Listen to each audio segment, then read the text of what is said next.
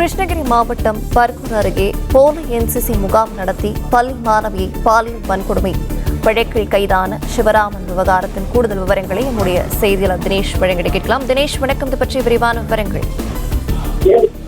நிச்சயமாக, அதாவது கிருஷ்ணகிரி மாவட்டம் கந்திக்குப்பத்தில் இருக்கக்கூடிய தனியார் பள்ளியில் சிறுமிகளுக்கு பாலியல் சீண்டலில் ஈடுபட்ட சிவராமன் கைது செய்யப்பட்டார்.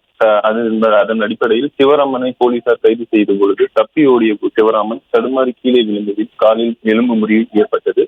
இந்நிலையில் கடந்த 19ஆம் தேதி கைது செய்யப்பட்ட சிவராமனுக்கு எலும்பு முறிவு காரணமாக கிருஷ்ணகிரி அரசு மருத்துவக் கல்லூரி மருத்துவமனையில் சிகிச்சைக்காக அனுமதிக்கப்பட்டனர்.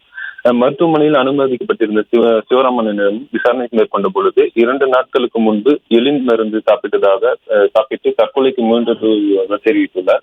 இதையடுத்து சிவராமனை உயிரை காப்பாற்றுவதற்காக கிருஷ்ணகிரி அரசு மருத்துவமனை சிகிச்சையில் அடைக்கப்பட்டிருந்தது.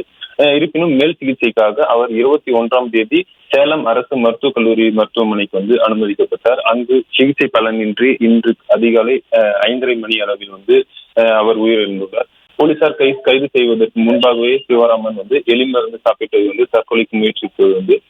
மேலும் இவர் தனது குடும்ப பிரச்சனை காரணமாக கடந்த மாதம் 9ஆம் தேதி கிருஷ்ணகிரியில் இருக்கக்கூடிய தனியார் மருத்துவமனையில் சிகிச்சையில் அனுமதிக்கப்பட்டது தெரிய வந்தது.